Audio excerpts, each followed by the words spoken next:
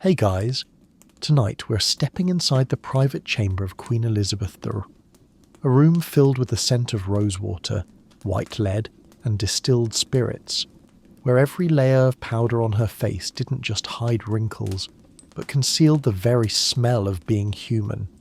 Can you imagine it? The most powerful woman in Europe, a queen who almost never bathed, brushed her teeth with sugar, and lived surrounded by perfume strong enough to mask decay. After listening to this story, I'd love to know what you think. If Queen Elizabeth lived today, would she be admired or judged? Before we begin, take a moment to like this video and subscribe, but only if these stories truly bring you something meaningful. And as always, tell me in the comments, where are you listening from, what time is it, and what's the weather like tonight? Now, turn off the lights, wrap yourself in something warm, and let's drift gently together into tonight's journey. Elizabeth I, the woman who made an entire century kneel before her image.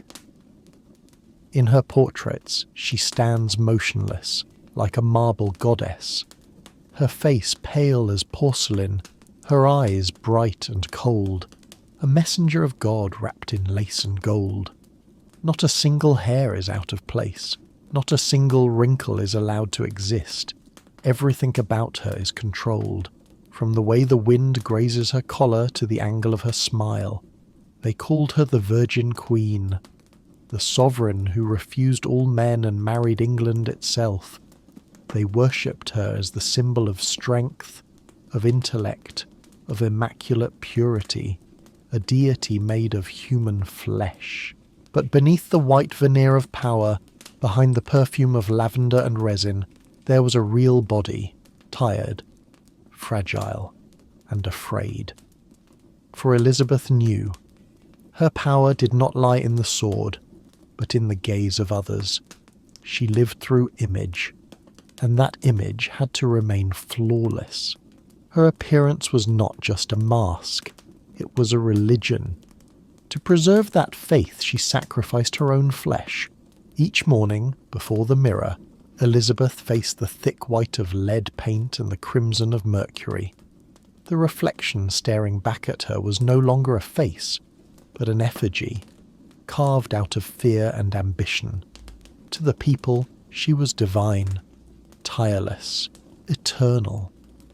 But in her study, when the candle burned low and the wind crept through the cracks, she was only a woman, clinging to youth with trembling hands.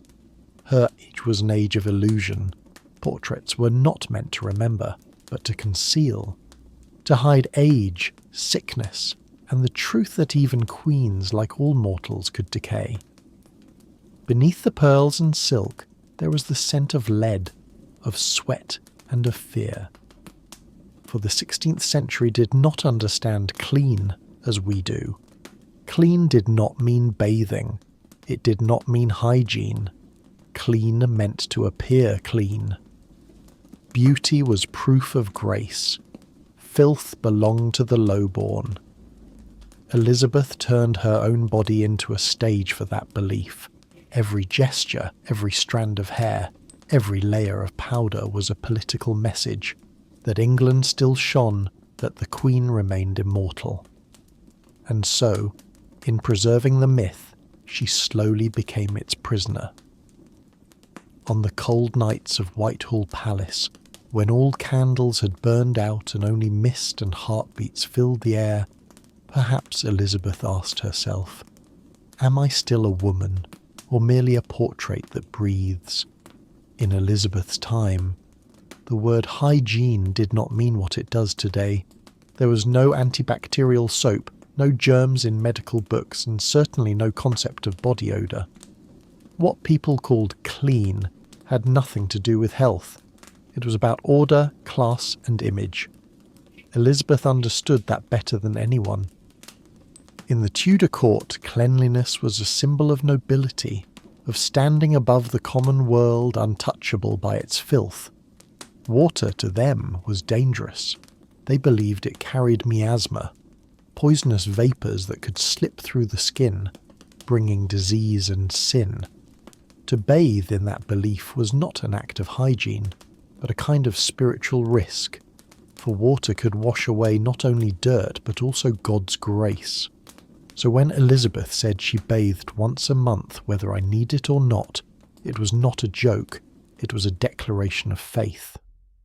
Cleanliness had to be shown through ritual, not through the scent of soap. For her to be clean meant that the linen touching her skin was freshly changed, that the scent of rosewater masked the scent of flesh, that her body remained untouched by water so that its waxen paleness could endure. It was a kind of cleanliness born from fear of illness, of exposure, of imperfection in the public eye. In that world, purity did not live in the body, but in the gaze of others. And Elizabeth turned clean into a royal ceremony. Every change of clothes, every touch of perfume was a performance. Her attendants moved as if in a sacred rite. Each layer of fabric, each pearl, each drop of oil an offering to a bloodless saint. Her cleanliness was not the result of water, but of power. Only those with time, money and servants could afford to be clean in that sense. Peasants, sailors, labourers, they had no right to it. But the Queen, she had to appear so clean that she no longer seemed human at all. And so, inside a palace heavy with candle smoke and incense, cleanliness became a grand illusion. It did not fight filth, it covered it. It did not remove odour, it perfumed it. Elizabeth did not wash her hands with water. She washed them with scented wine. She did not wash her hair. She rubbed it with oils and egg yolk. Every drop of perfume on her lace collar, every sprig of herbs sewn into her gloves, was another mask. In a world where disease killed thousands and wells could turn to poison, Elizabeth chose to live inside the illusion of purity. And within that illusion, she found a strange kind of power. The power not to be human, the power not to be dirty. Yet her cleanliness was never real. It was an illusion, one so perfect it made courtiers bow and made her subjects believe that only the divine could smell sweet without ever touching water.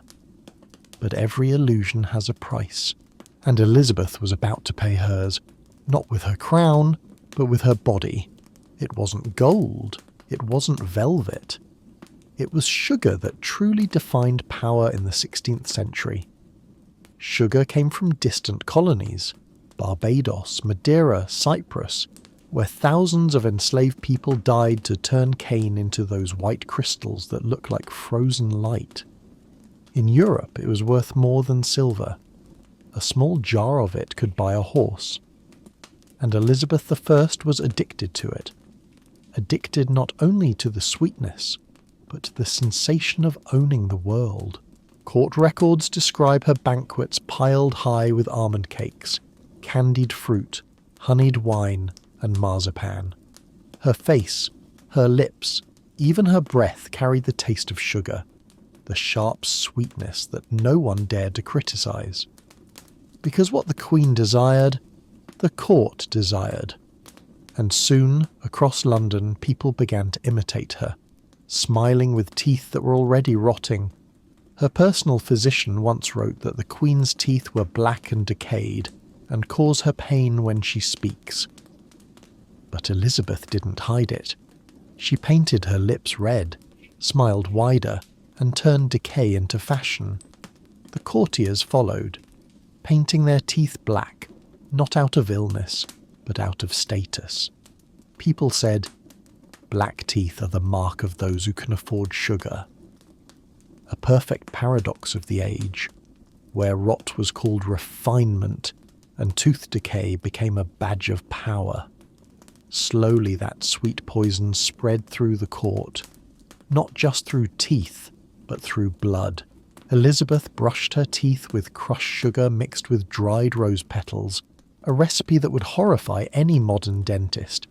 But to her it was the taste of nobility. Her smile had to shine no matter the pain. Her breath had to please, no matter the stench. Sugar darkened her skin, cracked her lips, thickened her breath, but no one dared speak. During banquets, trays of sweets were displayed like offerings. People ate not out of hunger, but out of loyalty to a queen slowly poisoning herself with the very luxury she embodied. That white powder, glowing under candlelight, looked just like the powder on her face, smooth, bright, and deadly. It became the emblem of Elizabethan England, brilliant and decaying at the same time. In Tudor art, her portraits gleamed with pale light. Porcelain skin, crimson lips, the mouth rarely open. The painters understood. The Queen's smile was no longer a sign of joy. It was a weapon of rule, a mouth that could bless or destroy, could taste sugar or sign a death warrant, as she pleased. Yet deep within those sleepless nights, through the throb of toothache, perhaps Elizabeth understood one thing. Sugar, like power, cannot be consumed forever without cost. Still she ate, because it was the only thing that made her feel young, alive, divine. Each spoon of candy, each slice of cake was a reminder that she was still queen, still sovereign, even as her body began to betray her. In the end, sugar devoured her smile. It loosened her teeth, inflamed her gums, drew her lips inward like a wound. Yet in the eyes of her court she remained beautiful, for no one dared to say the Queen smelled of rot. In the Tudor court the scent of humanity itself was forbidden, and in that sweetness Elizabeth tasted the truest flavour of power, not honey, but sugar, laced with poison. In the 16th century, water was not a symbol of cleanliness. It was something to fear, a silent betrayer hidden in every drop, carrying the scent of death, disease, and divine punishment. People believed that if water touched the skin, an invisible poison called miasma would slip into the body and plant the seeds of plague, fever, and decay. And Elizabeth the Fond, the queen of an empire, feared water just as her people did. She believed that bathing was dangerous, that it opened the door for death to walk in. So within her glittering palaces filled with candles, silks, and music, she chose to avoid water entirely. Instead of bathing, Elizabeth changed her linen every day, sometimes several times a day. People said that linen drew the impurities from the body, as though fabric could absorb sin. She called it purification, but it was only the changing of a shell, a ritual of false cleanliness performed with the solemnity of a mass. Her maids soaked cloths in rosewater, herbal vinegar and wine, and gently wiped the Queen's neck, shoulders, and arms, not to cleanse, but to soothe. Then fresh gowns were brought, gloves scented with flowers, and Elizabeth once again became the image of unblemished purity. The whole palace shimmered with artificial fragrance. Lavender, rosemary, resin, citrus. A withered garden behind stone walls. In her world, water was for commoners. Fishermen, blacksmiths, peasants. They washed in rivers, bathed in ponds, and died of disease. But the Queen could not be like them. Her body was the symbol of the nation. It could not be stained, it could not be bare. One chronicler wrote, "Her Majesty bathes but seldom, for her linen doth suffice." A gentle sentence, but it held the philosophy of an age, that cleanliness was a performance, not a fact. And so, when Elizabeth was forced to bathe, it became a ceremony of state, almost a coronation. Servants prepared wooden tub, heated water in the furnace, added oils of rosemary and petals of rose. She never touched her own skin. Every motion passed through another's hand. The tub was lined with white linen. The water tested 3 times before the Queen would step in, as if stepping into power itself. No one knew how long she stayed, only that when she left, the water was poured away at once. No one was allowed to see or touch it, for that water had taken the spirit of the Queen. For Elizabeth, bathing was not cleansing, it was performance, the moment she allowed herself to pretend to be human before putting on the skin of the divine. It is hard to imagine that in Whitehall Palace, with hundreds of servants and endless feasts, the air was thick with the scent of bodies, lead powder and dried flowers. And yet everyone behaved as if nothing was wrong. For if the Queen did not bathe, no one else was allowed to be cleaner than she. During one visit to London, a French ambassador wrote, "The Queen smells of roses, yet beneath lingers the scent of fear. Fear of water, fear of sickness, fear of time, fear of being seen as she truly was." For Elizabeth, bathing was a nakedness she could not bear. Water stripped away powder, washed off rouge, revealed wrinkles, revealed the face beneath the crown. And that was the most terrifying sight of all. So she kept her layers of powder, of scent, of illusion. Her body became a living sculpture, preserved through dryness. But the less she touched water, the more her skin cracked and burned. Red patches, sores, infections appeared, each covered with more powder and then more and more. The circle of illusion had begun, avoiding water for fear of filth, becoming filthier by avoiding water, fearing weakness and growing weaker within the shell of her strength. Yet Elizabeth did not yield, for in her court divine beings did not bathe. Like water, truth was something she avoided. Both could erode the paint of power, both could make her naked, and so she lived inside the fragrance of lies, within dry skin and poisonous powder, a statue that breathed.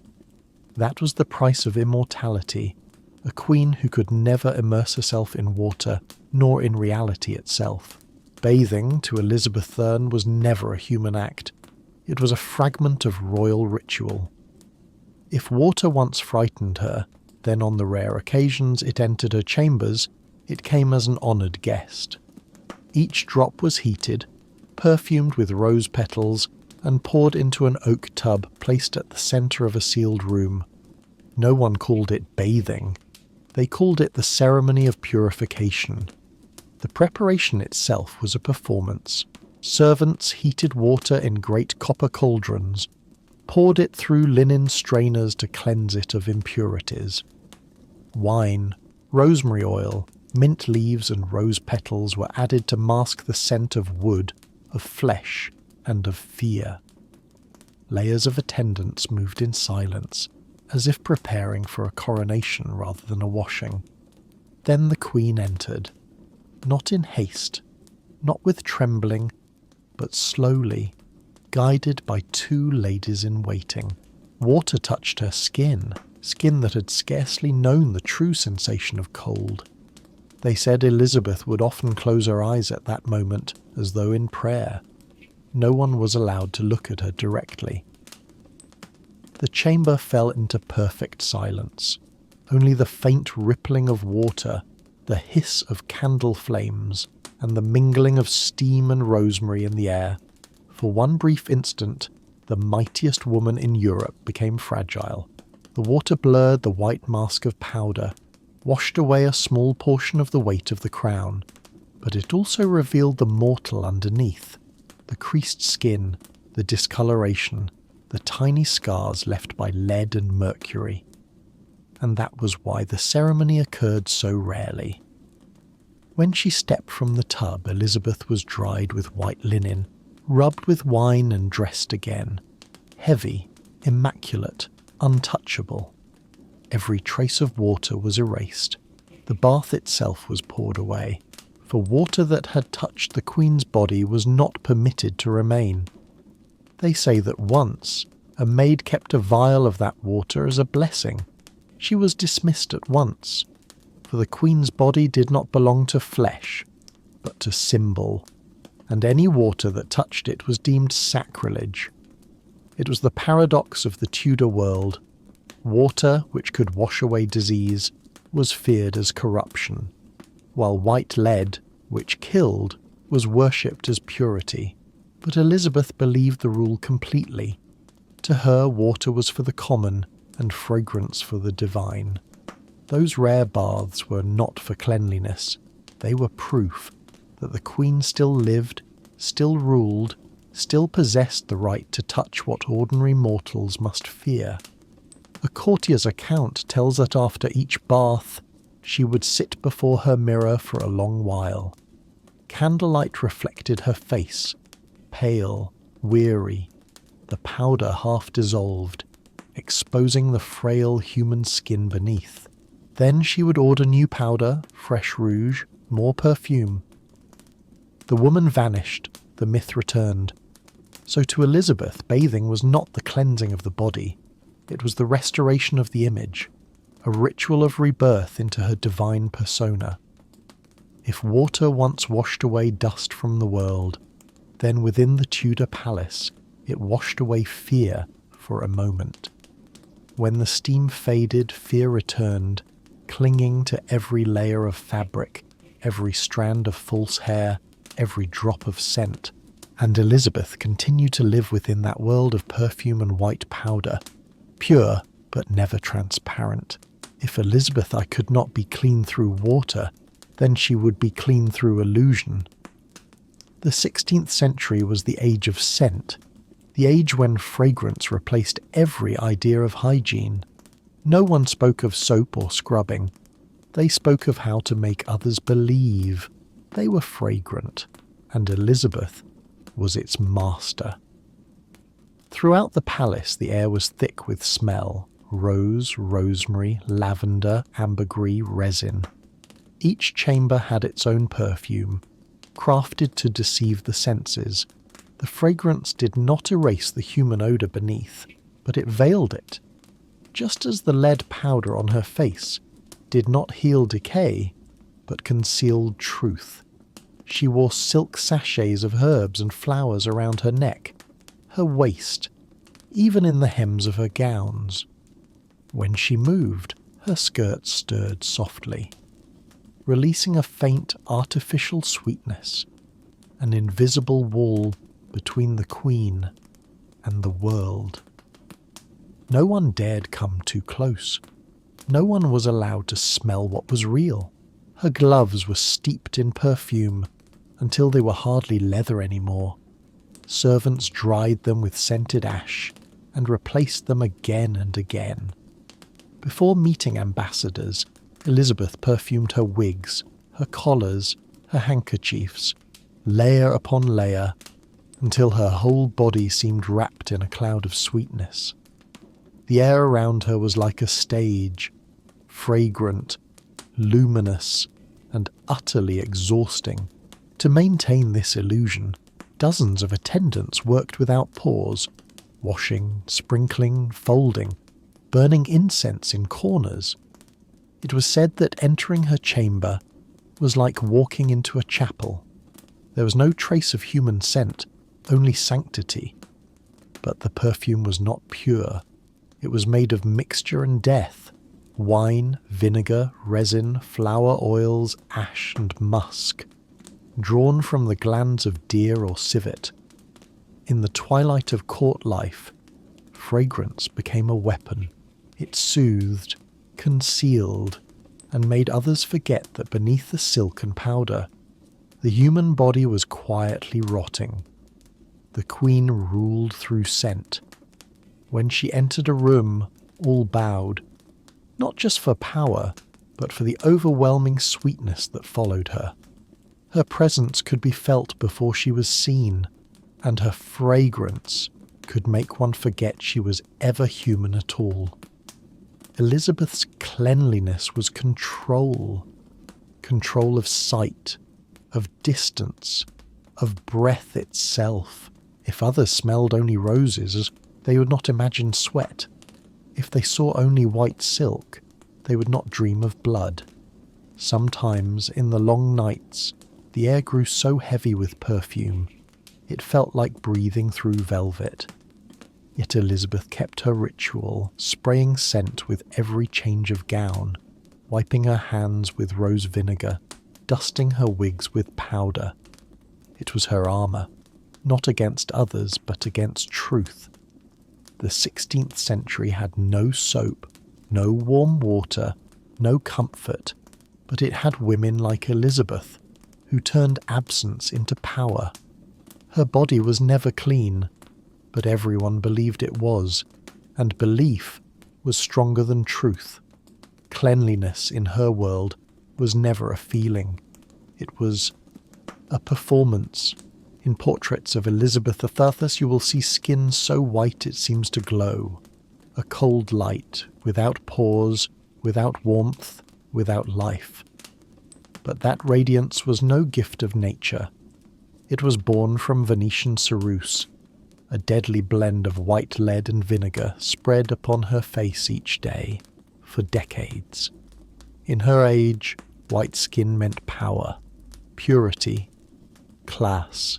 Labourers were brown from the sun, nobles were pale as parchment, and the Queen, embodiment of England itself, had to be whiter than them all, white enough to seem unhuman. Elizabeth began using the lead paint after smallpox scarred her face. At first, it was only to hide the marks, but soon the powder became armour. Each day she applied a little more, mixing it with vinegar so it would spread smoothly, then setting it with dry powder. When the old layer did not wash away, a new one was added. The skin beneath could no longer breathe. Servants said that every morning when her face was wiped clean, the cloth came away streaked with white and red. Her skin blistered, oozing, and the powder was laid on again to hide the wounds. The ritual repeated itself for years, a cycle both exquisite and horrific. In Tudor England, no one understood that lead was poison. They only saw that white powder smoothed the skin, concealed flaws, and made the face shine like porcelain. But for Elizabeth, it was more than beauty. It was sovereignty, a face that never aged, never changed. As time passed, the flesh beneath weakened, wrinkling, peeling. But on canvas, Elizabeth remained forever 30, radiant and unbroken. She commanded that all portraits follow her youthful face pattern, never showing her true age. The entire realm was forced to behold that immortal visage, the mask that had become the emblem of a nation. But the mask was not just on her skin. It lived in her gaze, her voice, her rule. Elizabeth knew that image was stronger than truth. A white, frozen face could make ambassadors kneel, soldiers believe, and subjects worship. The truth, the scars, the sores, the smell of medicine, had to remain buried beneath the lead. They say once a maid saw the Queen sitting before her mirror for a long while. She peeled the dry powder from her face, flakes falling like ash, revealing raw red skin beneath. She said nothing, only exhaled softly, then motioned for a fresh box of powder. A new mask was born. The goddess revived. Lead seeped into her blood, dulling her mind, shaking her hands, loosening her teeth, thinning her hair. But Elizabeth could not stop. Without the powder, she would be only a tired old woman in a cold stone palace, and then the crown itself might crumble. Some said that in her final years her face grew thick and cracked like wax, splitting at the lips, and when she smiled the powder fell like snow. Yet no one dared to speak. No one was allowed to see the Queen as human. That white mask of lead was, in its way, the perfect emblem of the Tudor age. Splendid, glittering, and poisoned. It covered decay with beauty, turned flesh into statue, life into legend. Whenever candlelight struck her face, the powder shimmered, and all who looked upon her forgot to breathe. Before such light, who could think of sweat, of blemish, of death? Elizabeth had succeeded. She did not need to be clean, or healthy, or even alive. She only needed to be believed, perfect. And in silence the mask thickened, day by day, until it no longer hid the woman within. It consumed her. If the white face of Elizabeth was the snow of power, then her red lips were the last trace of blood upon that snow, a symbol of vitality, born from poison. Her lipstick did not come from roses or berries. It was made of vermilion, red mercury, a metallic pigment her age believed to be hot, able to bring strength and drive away sickness. In truth, it did the opposite. It seeped through the skin, entered the blood, destroyed nerves, left trembling, weakness and hallucination in its wake. Yet every morning before her mirror, Elizabeth painted it on, layer by layer. The lips must be red, for red meant life, command, divinity. It was the one colour she could not lose. When she smiled, the paint clung to teeth blackened by sugar and lead, creating that strange contrast, the smile of monarchy, at once seductive and terrifying. Her attendants whispered that she never ate before others. After each banquet, she withdrew to her private chamber, where crimson smudges stained the white silk napkins, faint human traces beneath the armour of ritual. She knew she was poisoning herself, but without that red, the face in the mirror would be nothing more than cracked wax. In the Tudor court, red was not just the colour of lips. It was the colour of blood, of conquest, of repressed desire. Whenever Elizabeth appeared before her subjects, her red lips made them hold their breath. They were a silent declaration. The Queen lives. The Queen commands. The Queen endures. But the price was terrible. Mercury slowly consumed her nerves. Her hands shook. Her memory faded. Her nights became restless. At times she could hardly stand, leaning on her chair for balance, yet still demanded more mirrors, more candles, so no one would see the truth. Each new coat of paint was another disguise, every outline of her lips another vow of silence, and the court followed her. Noblemen painted the same red mouths, wore gowns studded with crystals, and powdered their faces into marble. They all knew it killed them, but none dared to look different. In Elizabeth's world, beauty was not a choice, it was a duty. The 16th century knew nothing of safe cosmetics. Every jar of powder, every stick of rouge was a wager with death. But Elizabeth turned that wager into ritual, the ritual of power, of absolute control over image. She could age, weaken, ache, but her lips must stay red. Legend says that in her final days, when she could no longer paint herself, she still commanded her servants to apply the lipstick. They said her hands trembled so violently that the paint smeared. She gestured for them to wipe it and try again, 3 times, 4 times, until the red was perfect. Then she ordered, "No one shall extinguish the candles." The room glowed faintly, her white face and red lips like 2 worlds that no longer belonged to the living. By then the colour was no longer beauty. It was will, a final testament that Elizabeth Thurs would never let the world see her fade. Even when her skin blistered, her lips cracked and her breath weakened, she kept that image intact, immortal, resplendent, untouchable. And so, to the very last moment, those lips remained red, not because blood still flowed, but because death had not yet been granted permission to enter. No monarch in history understood the power of image as clearly as Elizabeth III. In a century without colour printing, without photography, without newspapers, she mastered what modern politicians still strive to learn, the art of controlling what others are allowed to see. Elizabeth knew her body was no longer perfect. Her skin cracked from lead, her lips split from mercury, her real hair almost gone. But that did not matter, for the figure that stood before the world was not a person. It was an image, and images could be edited. She ordered the painters of her court to follow a single mask of youth, a standardized ageless face, smooth, luminous, unshadowed. Every portrait, whether hung in castle or chapel, had to match it exactly. Any artist who showed a flaw or hint of age would have their work seized, or worse, lose the right to paint forever. Thus, even in her 60s, Elizabeth appeared on canvas as a woman of 30, white-skinned, red-haired, proud-eyed. She was no longer human. She had become the symbol of England itself, a carefully manufactured being lit by candles, painted in powder and perfected by brush.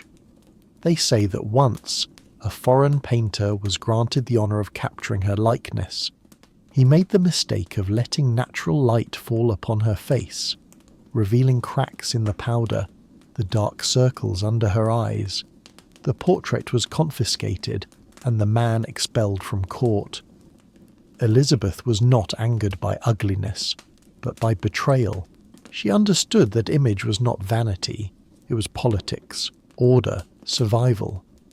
Each time she appeared on the balcony, the crowd saw glowing skin, flaming hair, and gowns that shimmered with jewels. They did not see the woman trembling from poison or exhaustion. They saw the Queen of England, and that was enough.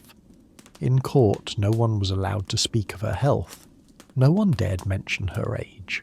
When a foreign envoy once asked ever so politely the year of her birth, Elizabeth smiled and replied, "I have but one spring, and it has not yet passed." It was a gentle line and a warning. Even light itself was under her command. She never appeared in daylight, only by candle or moon, where all became soft, ethereal. The mirrored walls of her chambers scattered the glow, so her face seemed to shine with its own halo. Those who saw her for the first time bowed not only from reverence, but from awe, for they truly believed they were in the presence of something beyond human. It was, in essence, the first great act of media strategy in modern history, and Elizabeth wielded it flawlessly. To her distant subjects who never saw her in person, she existed only through portraits hanging in churches and halls. They worshipped that face as they worshipped God. But in private, that same image became her prison. Elizabeth no longer owned her own reflection. Whenever the paint cracked or her lips faded, panic followed, for if the illusion failed, the monarchy itself might crumble. To her most trusted servant she once confessed, "They shall not see me grow old. If need be, I will die by candlelight." It was not metaphor, it was prophecy. In her final years, her health failing, she still commanded banquets to be held, still wore gowns of gold, still stood for hours beneath the glare of torches. No one was to see her sit. No one was to see her tired. The image must remain unbroken, no matter what became of the body beneath, and she succeeded. When Elizabeth died in 1603, England mourned as though divinity itself had vanished. None remembered the odour of decay, the leaden mercury, the brittle skin. They remembered only the radiant face, the red hair, the unyielding eyes in her portraits. She could not bathe, could not love, could not live as a woman, but she made the world believe in her creation, a queen who never erred, never aged, and never truly existed. As Elizabeth neared the end of her life, she became a ghost of herself. The image she'd so carefully constructed, the flawless white face, the crimson smile, the unwavering gaze, began to weigh upon the body beneath it. What had once been an instrument of power had turned into a prison. Her attendants whispered that she had grown afraid of mirrors, not from superstition, but because each reflection forced her to confront the truth. the wax-thick powder cracking on her skin, the missing teeth, the tangled hair, the mottled flesh poisoned by lead. So the mirrors were covered, curtains drawn, daylight forbidden. Richmond Palace, where the Queen spent her final years, sank into dim candlelight and the heavy scent of artificial perfume.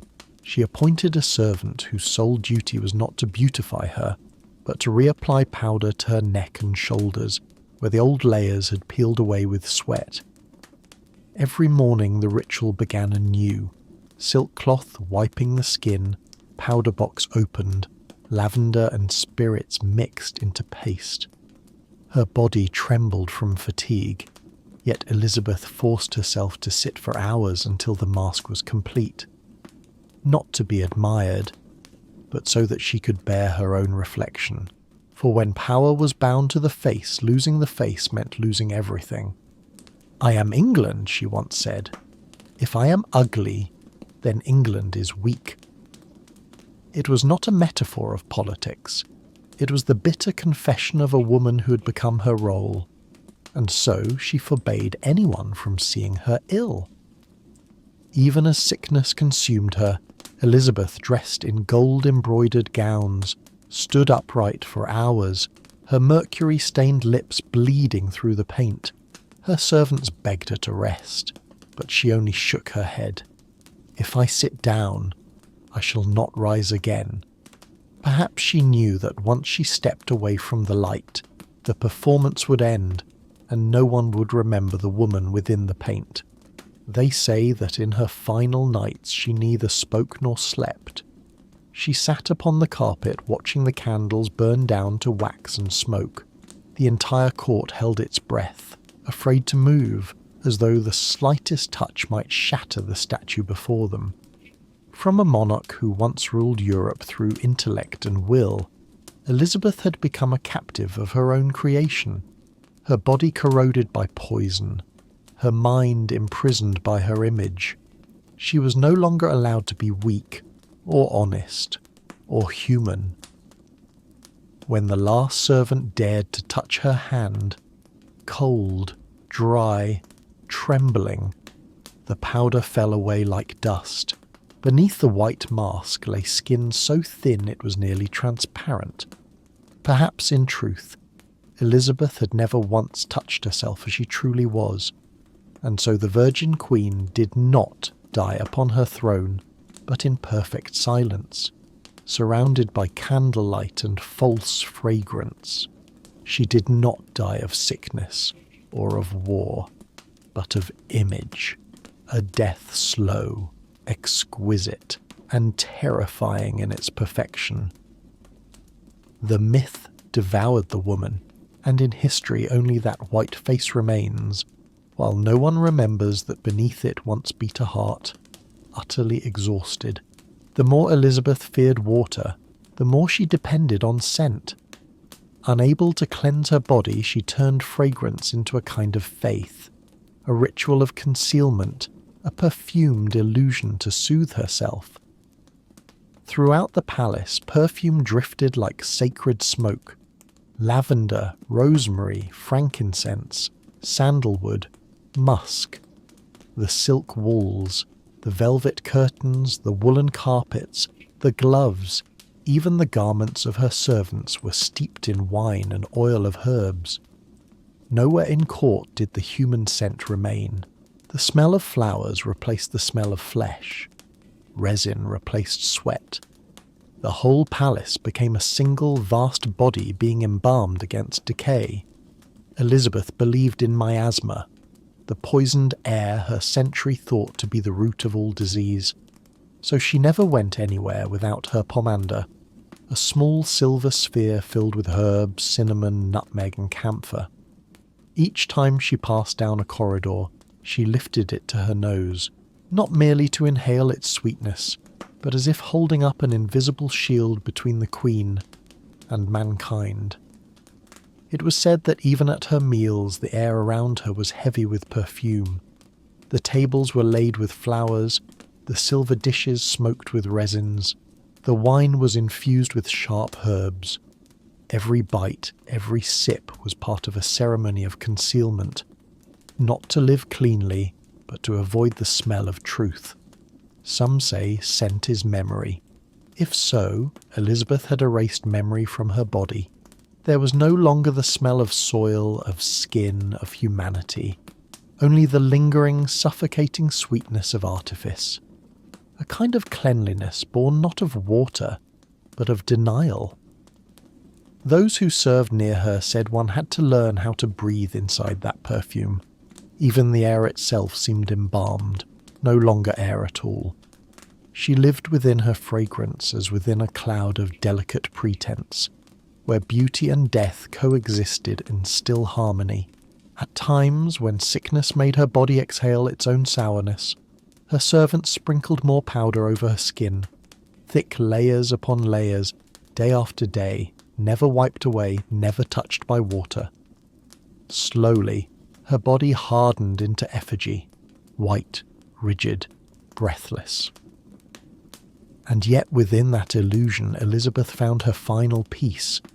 The scent helped her forget that her body was failing, and helped those around her forget they lived amid decay.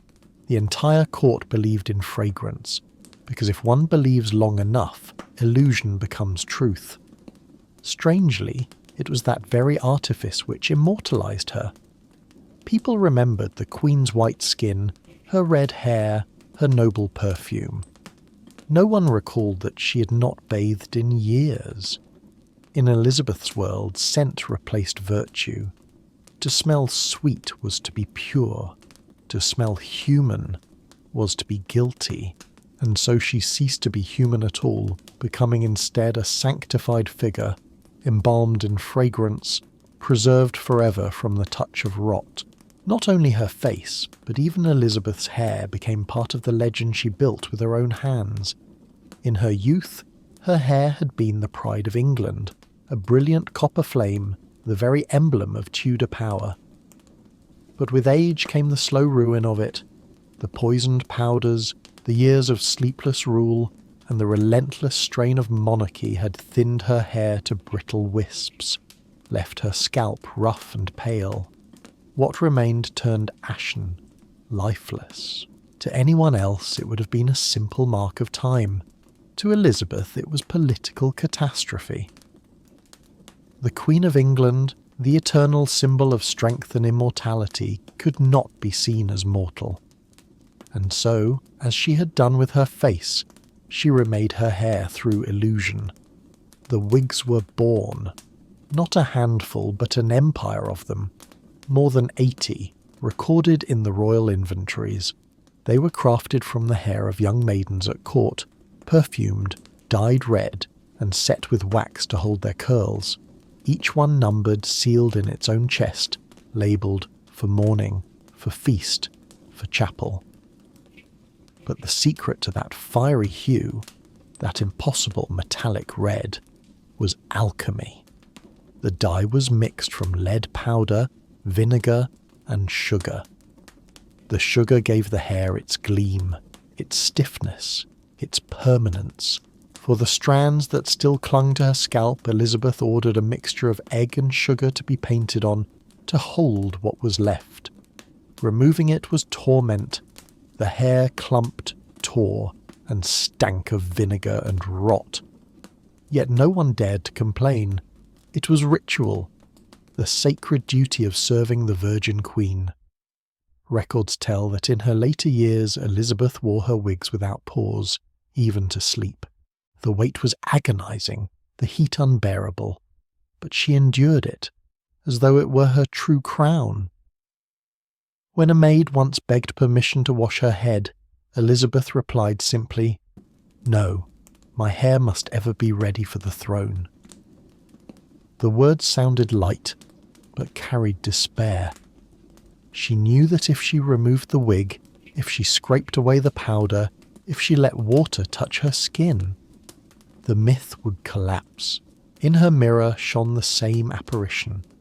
The white face, the crimson lips, the burning red hair. A living statue. A woman petrified by her own will. foreign envoys still wrote of the red-haired goddess, a woman untouched by time. None knew that each of those radiant wigs was combed until tufts fell away, gathered by trembling hands and locked in boxes so that no one might glimpse the truth, that the queen herself was slowly falling to pieces.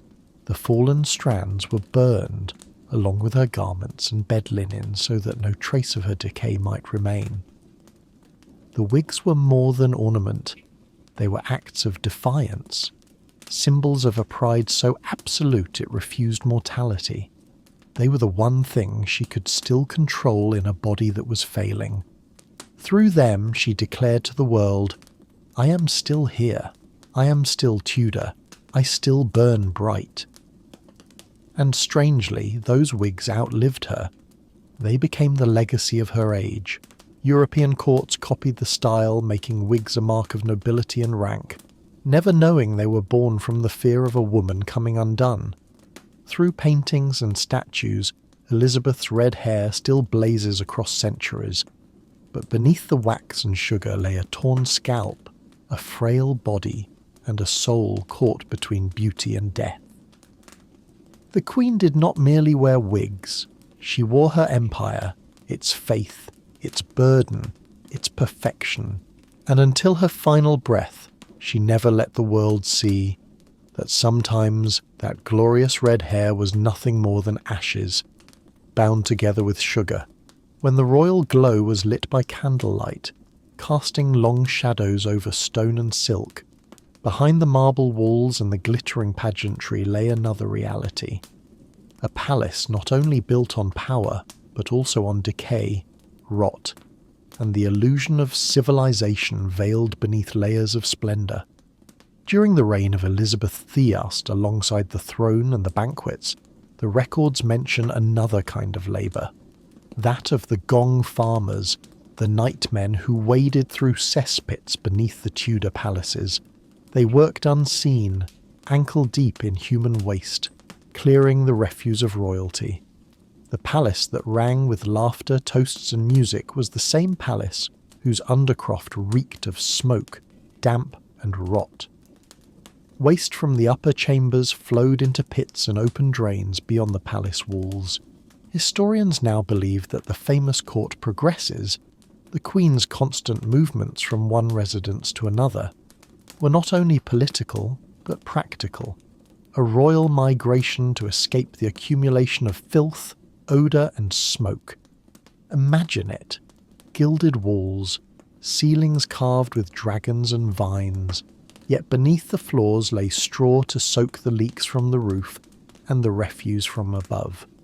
Servants spread ashes, crushed shells, and herbs to mask the stench.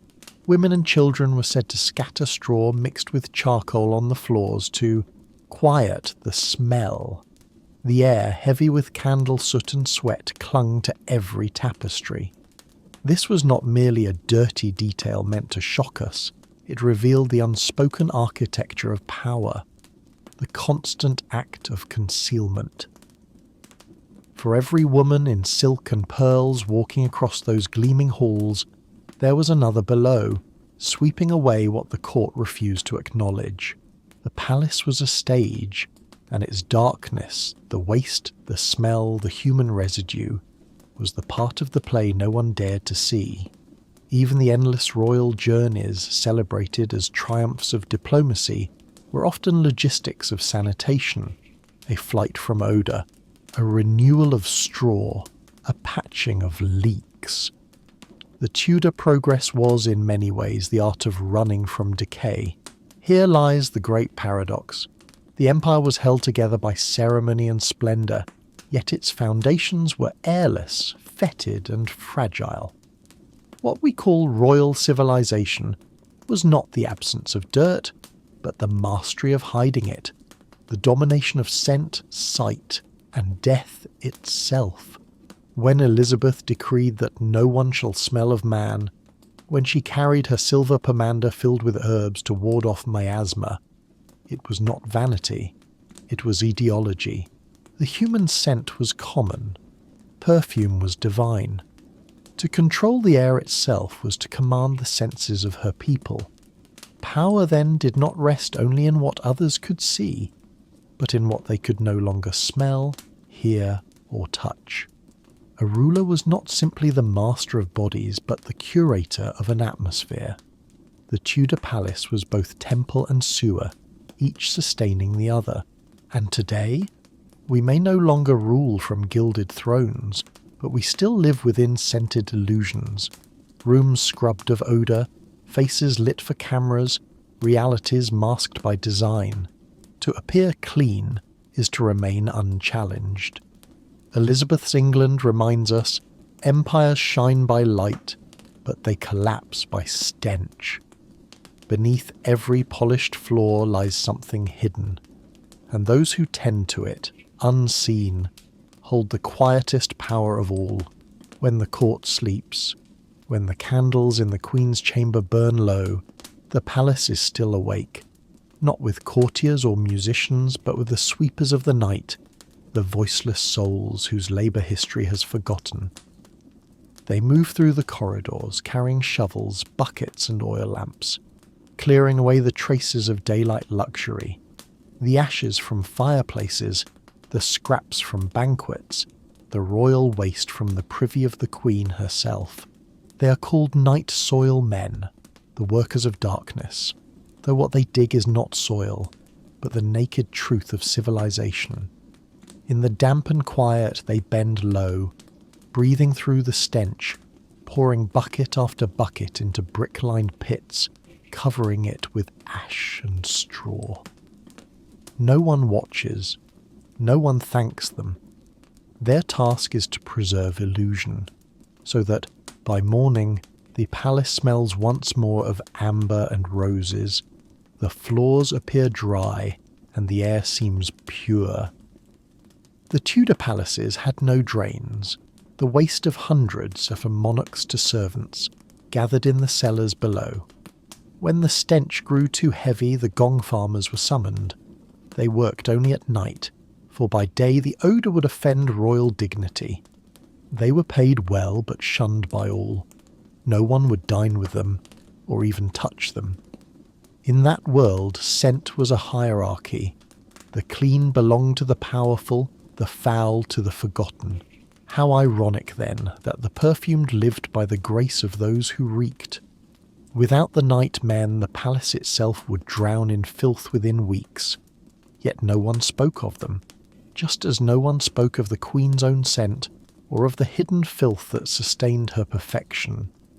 The men who cleaned the darkness knew the throne's secret better than any courtier. They knew that the candlelit banquets would, by dawn, sour into rot. They knew that the gold-embroidered shoes crossed floors sprinkled with ash and waste. They bore witness to what power could never touch. History gives them no portraits, no medals, only a few dry lines in royal ledgers. Paid 3 men for cleansing the eastern vault, 6pence per night. But without them, the court could not exist. They were the invisible cost of purity. Bent backs, ruined lungs, silent lives. When Elizabeth lifted her silver pomander, breathing in rosemary and camphor, she may not have known, or perhaps she chose to forget, that her fragrance floated above another layer of scent, heavy and human, carried by those who worked in the dark. And when dawn came, they vanished. No one saw them leave. The palace gleamed again, perfumed and holy, as though the night had never been inhabited. Their existence reminds us that every myth has its undercroft. Every shining wall of history stands upon someone sweeping, covering, enduring what others refuse to see. Without them, civilization would collapse into its own smell. And so, each night, beneath the chime of distant bells and the scrape of iron on stone, another world continues, a world of odour, of mud, of the human, while above, the Queen sleeps still, wrapped in perfume, in silk, and in the illusion of purity. If one could say that Elizabeth's reign was built from powder and ceremony, then her palaces were the living proof that cleanliness itself could be an illusion. For in truth, nothing was ever clean. The gilded corridors, the embroidered carpets, the perfumed chambers could not conceal the simple fact that beneath it all lingered the odours of flesh, of beasts, of slow decay.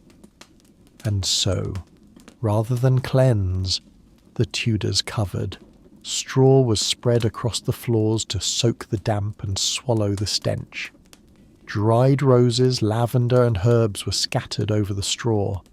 When one walked upon it, the straw crackled softly, releasing a fragrance of civility, an aroma of denial. Below, where servants slept and coal was stored, where waste was poured into temporary pits, nobody spoke of cleanliness. The smell rose upward, mixed with smoke from fire and candle. But in a Tudor palace, the goal was never to remove odour, only to replace it.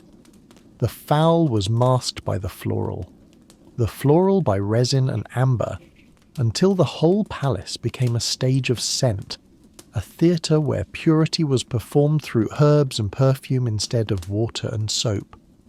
Records tell that on feast days, servants covered the floors with daisies, basil, rosemary and thyme, not for beauty but as defence, because the smell of bodies after each banquet was an enemy in itself. Hundreds of people, wine, roasted fat and candle smoke, all thickened into one suffocating air. There were no fans, no open glass windows, and so the only remedy was fragrance. A blanket of odour lay gently over the truth. Elsewhere, fumigators passed through the chambers, burning resin, ambergris and sandalwood. That smell, dense, sweet, heavy, was the scent of power, for only the court could afford to bury filth beneath layers of perfume. Elizabeth's clean was not the absence of dirt, but the mastery of impression. When guests entered her rooms and breathed the air of flowers and amber, they believed, "This is purity."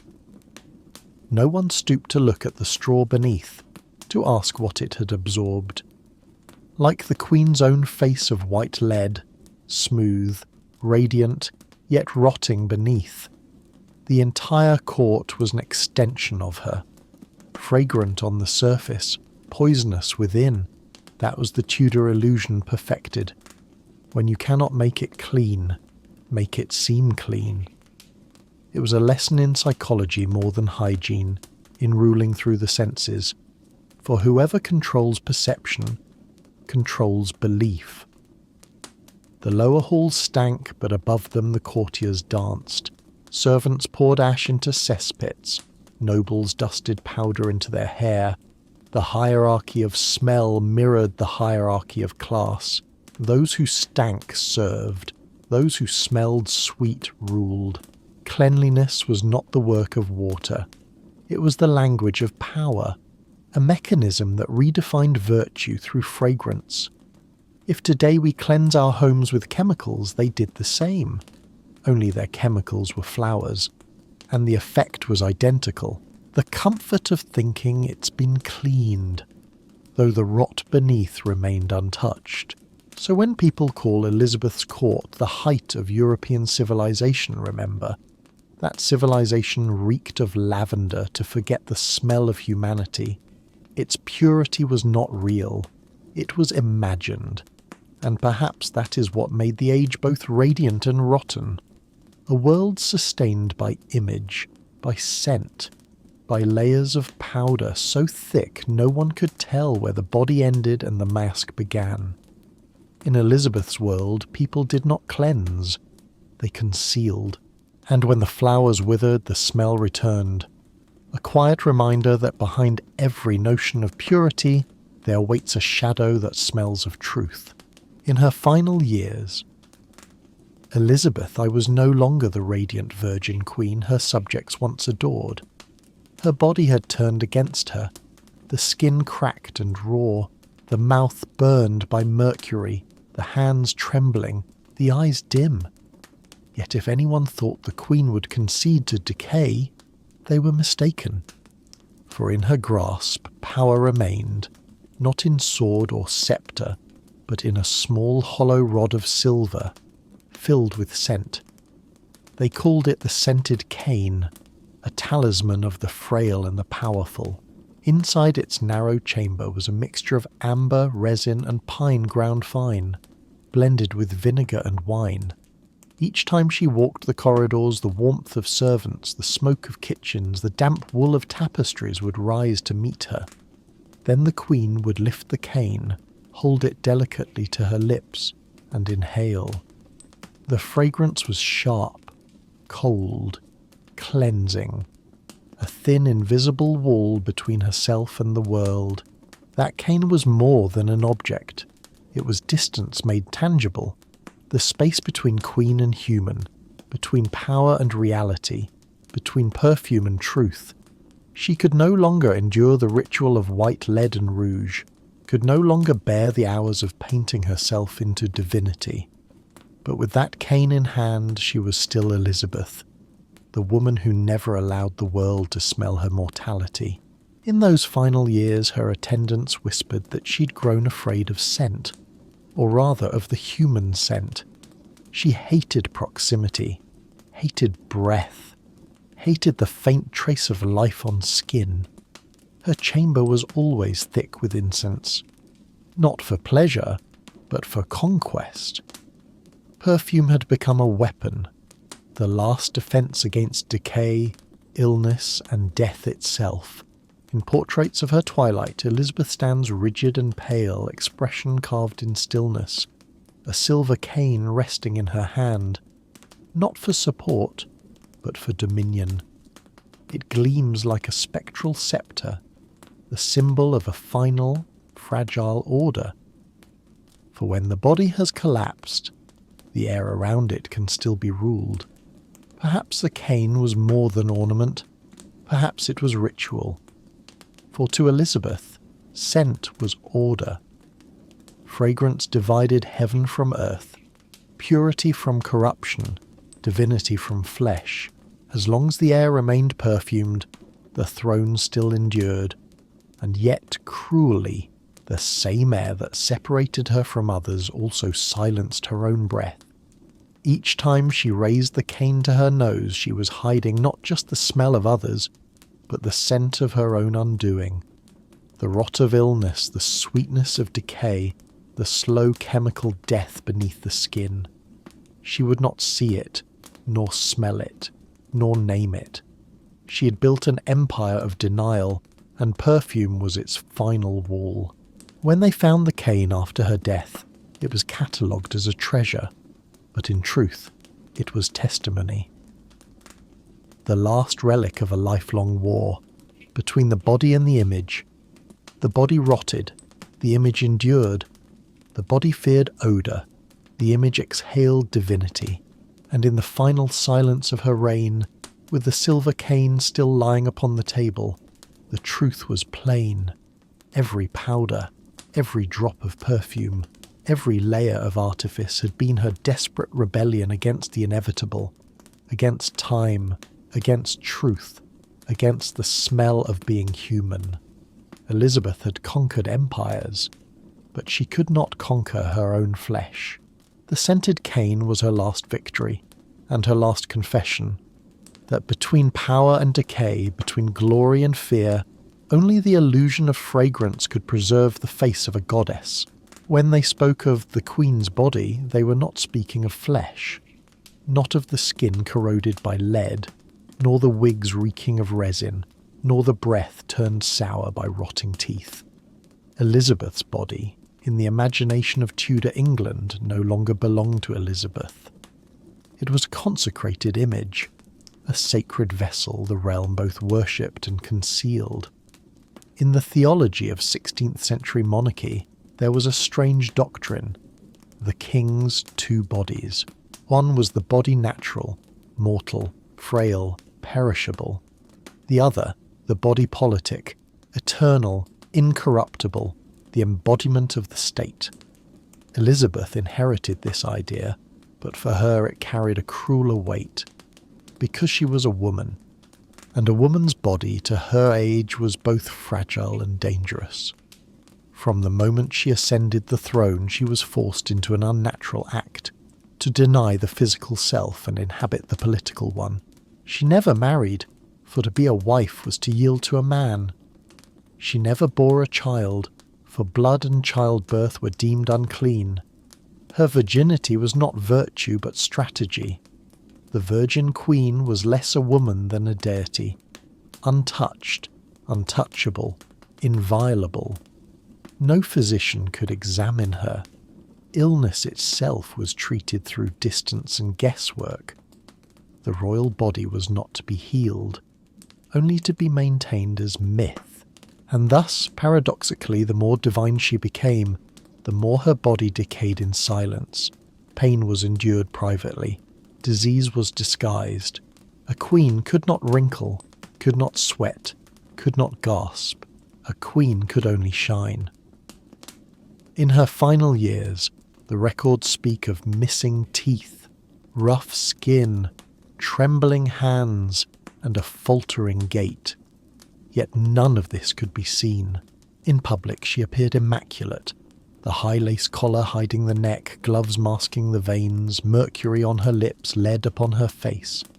The physical was buried beneath cloth, powder, and perfume, just as the palace itself buried stench beneath flowers. Not hygiene, but willpower. Not purity, but performance. At its deepest level, Elizabeth's transformation into the Virgin Queen was not a denial of womanhood, but a political exorcism. In the eyes of England, the Queen's body was the nation's body. Her pale skin mirrored the island's purity.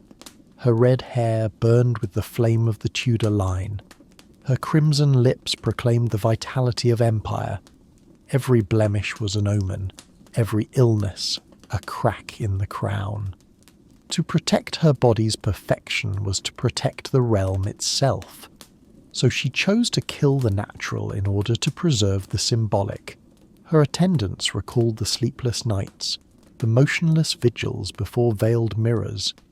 She feared her own reflection, yet could not look away, for within it lay her last claim to power.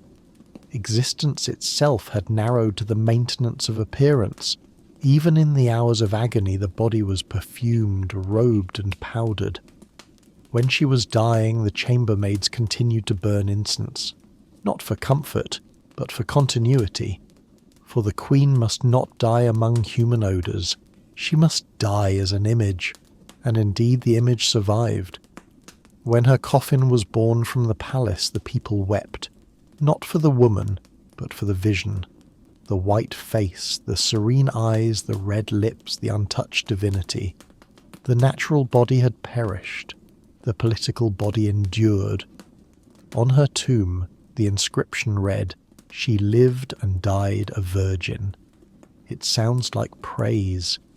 It is in truth an epitaph of loss. For to become divine, she had to surrender her humanity. And so history remembers only the porcelain face, the flame-coloured hair, the perfumed gloves, not the ache beneath, not the breath, not the smell of mortality. Her body ceased to be a body. It became a mask of the state. That is the final tragedy of power.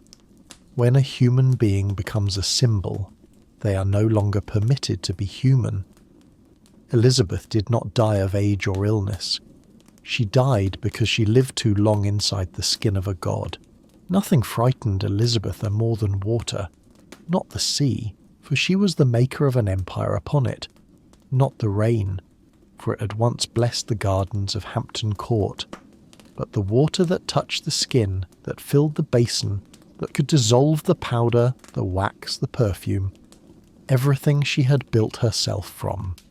Throughout her reign, the records speak of only a few baths, not from laziness, but conviction. Water was the doorway of disease, the element that opened the pores for miasma, the poisonous air, to invade. In the science of her century, smell and sickness were one and the same. To stay well, one must seal the body. keep the damp and the chill from entering the flesh.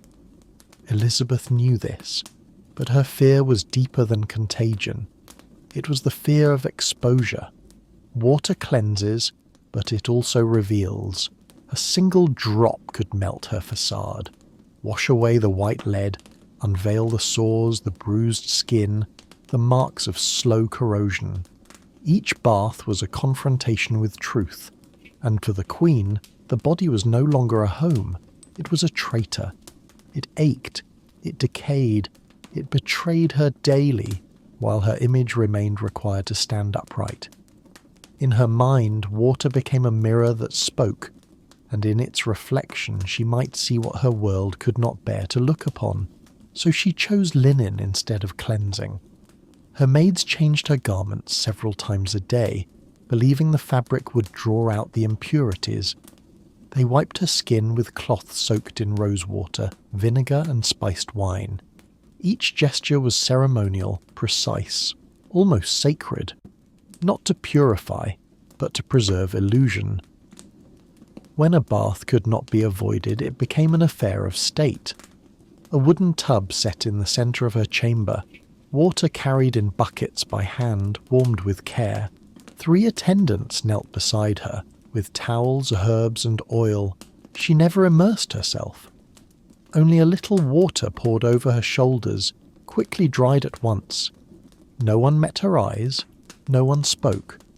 The ritual resembled a liturgy, the body a crumbling temple, the water its reluctant priest.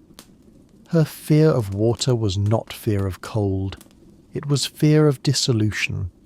Water softens, melts, unmakes. It threatened the form she had turned to stone. If water could wash away scent and pigment, what would remain? A blotched face, a trembling frame, a mortal woman, a fate worse than death for a queen. In her world, water meant truth, and truth meant collapse. So she chose fragrance over cleanliness, vinegar over bathing, linen over immersion. Each morning she donned 4 or 5 layers of white undergarments, washed in wine and dried beneath the sun. The whiteness of linen became the sign of purity, not because it was clean, but because it appeared so. Ironically, that devotion to dryness made her sicker. The lead ate into her skin, mercury clouded her breath, the spirits cracked and burned her flesh. Yet she persisted, for to be seen as human was a greater terror than death itself. Once, a maid spilled a jug of water on the Queen's gown. Elizabeth recoiled as if struck, rising in alarm, retreating to the shadows, not from scalding, but from dread, the primal fear that water might dissolve her face of power. The servant was dismissed, not for crime, but for making the Queen feel bare. Her fear of water was her fear of life, everything natural, breath, sweat, skin, emotion was the enemy. Water was the emblem of vitality, but for her vitality meant loss of control. And power, to Elizabeth, existed only in control. Of every hair, every scent, every flicker of candlelight on painted skin. So when history says she never bathed, think not of sloth. It was declaration, a creed. To refuse water was to renounce nature. To renounce nature was to proclaim divinity. Elizabeth needed no water. She had perfume, powder, ceremony, and the gleam of candlelight upon leaden flesh.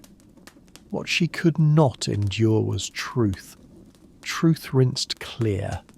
For if the water touched her, the mask would break. And if the mask broke, the empire built upon it would tremble. She lived dry and died parched. No tears, no bath, no mirror, only scent and silence. A queen who spent her life guarding an image so fiercely, she no longer dared let the water touch her skin. No myth is built on truth, and no one understood that better than Elizabeth the woman who turned her own body into propaganda, her flesh into spectacle, her life into sculpture. In an age without cinema, without mirrors of glass and silver, England found its living icon in her. A nation made flesh, painted in lead and mercury. Behind the lace collar that rose to her jaw, behind the porcelain face and vermilion lips, there was a body decomposing, slowly, silently, inevitably. Her physicians did not understand the trembling hands, the migraines, the sleepless nights. They spoke of ill humours, of Saturn's influence, of celestial imbalance. None dared to name the poison beneath the paint.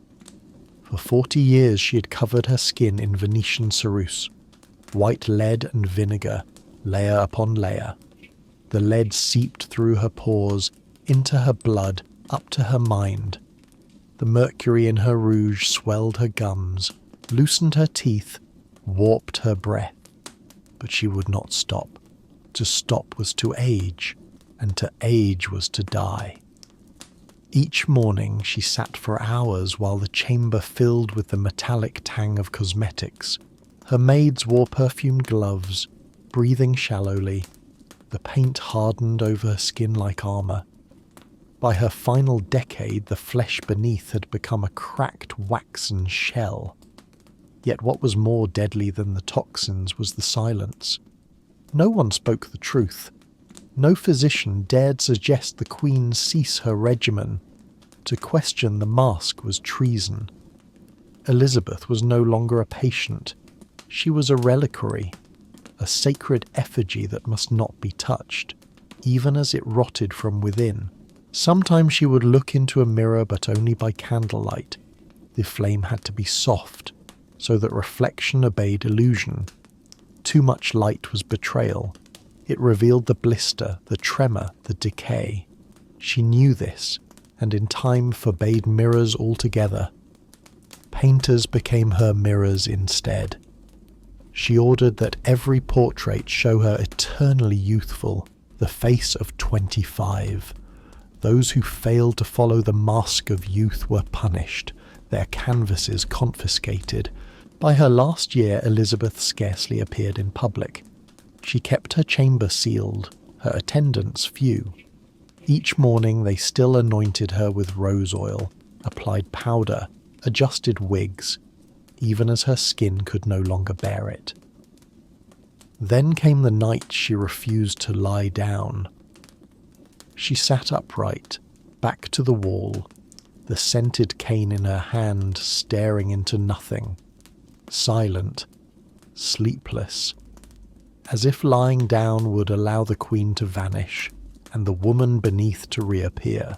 Her maid whispered later, she did not fear death, only the loss of her appearance. Elizabeth had worn the mask too long, she no longer knew where it ended, and she began. But myth demands sacrifice. The lead entered her veins, the mercury dulled her pulse. Even as her strength failed, she asked to be painted, powdered, perfected, not from vanity but dread. To die unadorned was to die unprotected. When she finally passed, they said her body looked like wax that had not yet cooled. The ladies of her chamber wiped away the paint, lifted the wig, unfastened the gown, and found another face beneath, pale, sunken, spotted, wounded. No one spoke of it again, but they all understood. This was the true price of the myth. She had defeated Spain, defied the Pope, outlasted rebellion, yet she could not conquer her own body. She had built an empire through will and intellect, but paid for it cell by cell, breath by breath. She'd made her image immortal by allowing her flesh to die in its service, and perhaps she knew. For in her final will she left only one instruction. Let me be still. No flowers, no holy water, no washing of the face. As though, after a lifetime of disguise, silence was her last form of truth. Elizabeth's death was not the end of a woman. It was the triumph of an image. When her coffin left the palace, the crowd did not see a corpse. They saw England passing by. Lead and mercury had consumed her, Yet they granted her what no mortal ever keeps: permanence. She was not pure, not young, not untouched, but she made the world believe she was. And that perhaps was her most terrible victory. She was not clean by the body, but by design. Elizabeth I was not clean because she bathed. She was clean because she hid. The phrase, written by a courtier after her funeral, sounds like mockery, but it was, in truth, a perfect summary of an age where image outweighed reality, and appearance was a form of faith. When her coffin passed through the rain-soaked streets of London, the people knelt. They did not see a corpse. They saw a legend made flesh, a woman who had lived without ever being allowed to be a woman, a queen who had existed without ever being allowed to be real. Elizabeth's cleanliness was not of the body. It was the immaculate order of illusion, every strand of hair controlled, every scent measured, every candle positioned so that its light caressed her porcelain face without revealing the cracks. Her body was a stage where every detail was choreographed for eternity. In a century of plague, famine and war, people needed something perfect to believe in. Elizabeth understood that. She could not save her realm with soap, but she could save it with an image without stench, without illness, without fear, an image that told the nation, if the Queen stands, England stands. Thus, clean in her time meant not purity of flesh, but purity of perception. Clean meant to betray no weakness, no sweat, no tears, no trace of fatigue. Clean meant to smile before Europe, even as the skin beneath the paint blistered with poison. Clean meant to keep the dream intact, even as one's own body dissolved. Her palace reeked of damp walls and waste, yet within that stench, under candlelight, glowed the perfect mask of the Virgin Queen. That was Renaissance civilization at its rawest, radiant yet rotting. And Elizabeth, with her ruthless political instinct, understood the law of power. If you cannot be divine, learn to look divine. Her cleanliness was illusion arranged as truth. Amid the filth of court life, she made people believe in lavender. Amid the sleepless nights unwashed, she made them believe in whiteness. Amid sickness, she made Europe believe that England was ruled by an immortal goddess.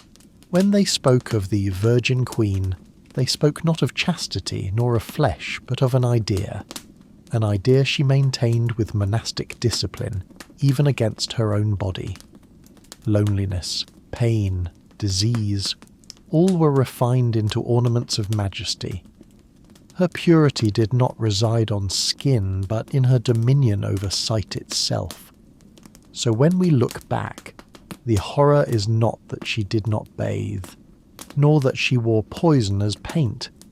It is that an entire empire agreed to call such deception divine, that a civilization chose fragrance over truth and named it progress.